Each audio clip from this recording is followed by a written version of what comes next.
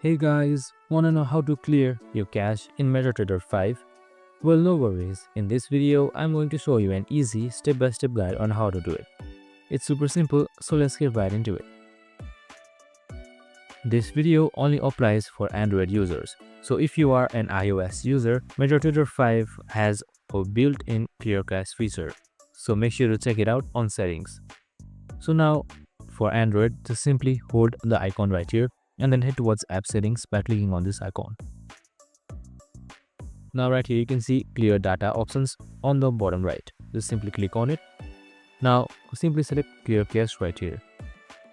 And once that is done, select OK once again. And there you have it. Your cache has been successfully cleared. And that's it. Super simple and easy. I hope this video helped. If it did, make sure to like, subscribe and tune in with us for more of these videos. See you in the next one.